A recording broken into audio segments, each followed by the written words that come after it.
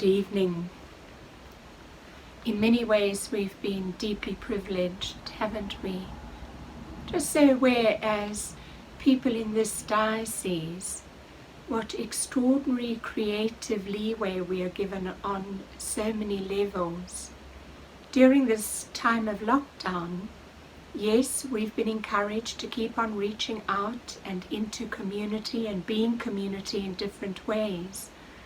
But I wonder how many of us have actually stopped to reflect just a little bit on what happens in those communities that don't have easy access to data, where there's insufficient money, where there is no connectivity, there is no daily prayer or a service once a week or 2 or 3 times a week that people can tune into. They simply don't have the finances or they don't have the technology. This is a tremendous heartache for both clergy and laity alike. And now we're being invited by our bishop to truly step beyond the things that divide us. It isn't going to be easy. It's going to be deeply uncomfortable and also desperately uneasy for us as people if we are going to take seriously that we don't want to exacerbate the inequalities within this diocese or even within our perception and knowledge of how the world so often is in some of the poorest parts of the world or poorest portions of the world. When we talk about solidarity, we're talking about it in the context of the gospel of our Lord Jesus Christ. And this is something which comes up consistently. Just think of those words that Jesus said about what you do for the least, you do for me. So let's see this not as an opportunity to bemoan and bewail what we can't have, but to see it as a gutsy stepping into what we proclaim our belief is.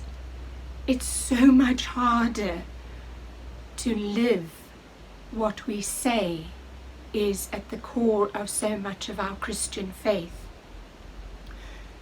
So part of what I'm talking about this evening is that if we open or reopen on the 1st of August as Anglican churches in this diocese, we probably know that the limit is 50 people.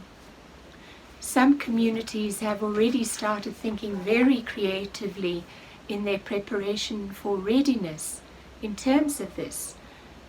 Some have thought about putting up sound systems in their halls or even outside of their church doors so that people could sit outside if the critical 50 is reached in the church.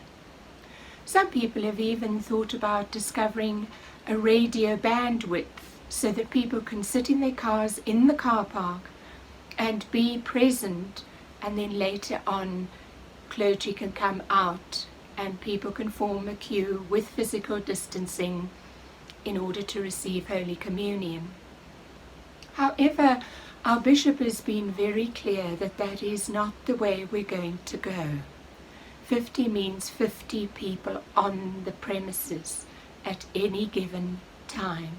So again, there's this sense and this invitation not to turn people away. I mean, and it feels like we are. And so much of our story is of inviting people in, and now suddenly we have limitations placed on this. It's hard. It catches us in the throat. How do we choose who comes and who doesn't come? But no, we are working very hard at inviting people to different services so that the services we have on offer in the parish will continue to happen. Perhaps we'll take on board what some other parishes have done, which is that you phone in and book a place at a particular service. We don't know, but we will be discussing and getting everyone's input for as much as we can. Always, always, always, our intention, our heart's desire is to respectfully think of the well-being of the other. It's hard to do things without being able to go to the familiar for those things that we are used to doing, for doing it the way we want to. But for the first time we have, in a long time, and I know we did it in the struggle years, but in a long time we have now the opportunity for the first time to really say, if we can't all do it, then none of us will do it. In other words, if we can't all accommodate people onto the property in cars, listening on a bandwidth, if we can't accommodate a sound system, an extra chair somewhere, then none of us is going to do it. It really is tuning us in to the greatest needs of the least, of people who are really, really battling for the simplest of things that maybe you and I take for granted, but I suspect we don't. I suspect all of us are very, very aware of just how deeply, expansively blessed we are.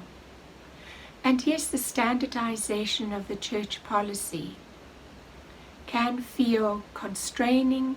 It can raise up in us all sorts of arguments and debates, but it can also make us just re-look at the meaning of our faith in parts of the Bible. Certainly that's what I found myself doing.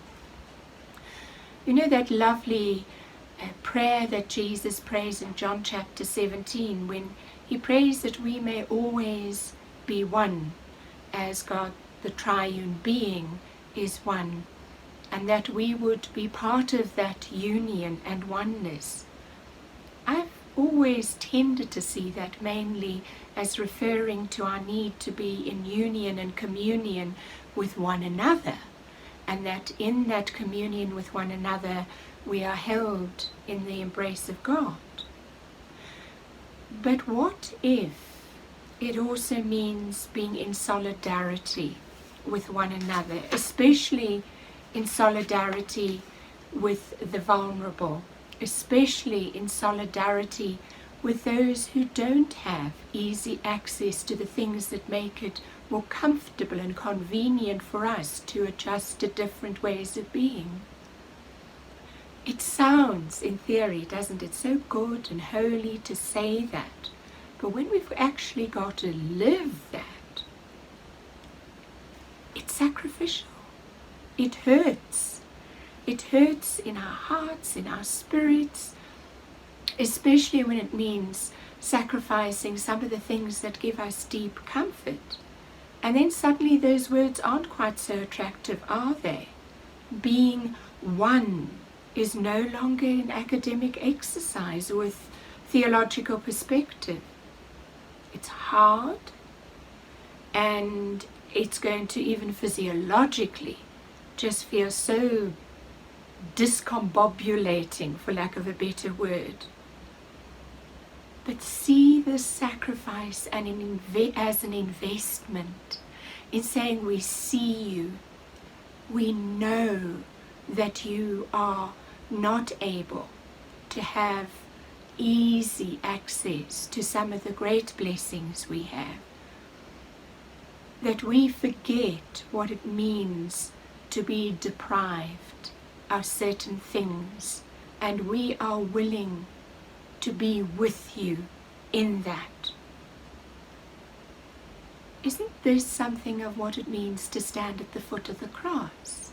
Yes, I know we come past Easter and we have just come into Trinity Tide, but each of our liturgical seasons are less about dates and calendars, but often an identification of where we are in our spiritual journey.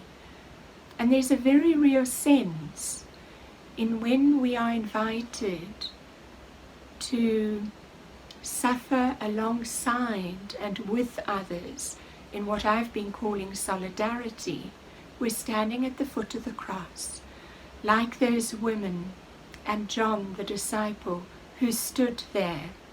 Yes, they couldn't change what Jesus was going through, but they could deprive themselves of being comfortable and running away and not facing it, and being in the pain with him, being in the pain of their helplessness. Paul also has something to say about this. He has that lovely thing in his first epistle to the Corinthians when he says the nose in the body, for example, the nose in the body can't say to the toe, you're not part of the body, just because you're different. If we, just imagine, if we can really not only intellectually accept this call to a form of union in solidarity, into that painful place of not having what we want, into the discomfort of being standardized across the board, so that the Christian gospel is incarnated in a far fuller and tangible way. Is this not part of the world-altering reality that when we live our words and faith together can truly make the difference that is gospel? Thank you for journeying with me through this. There are no easy answers, but there is the love in the heart that says, how can we accommodate everybody in the best possible way within the constraints placed on us, in recognition that it is a holding place and an opportunity to show loving care, respect and concern for each person's well-being, not only in the local community, but across the entire diocese, and who knows, even beyond that, into the world. God bless. Take care.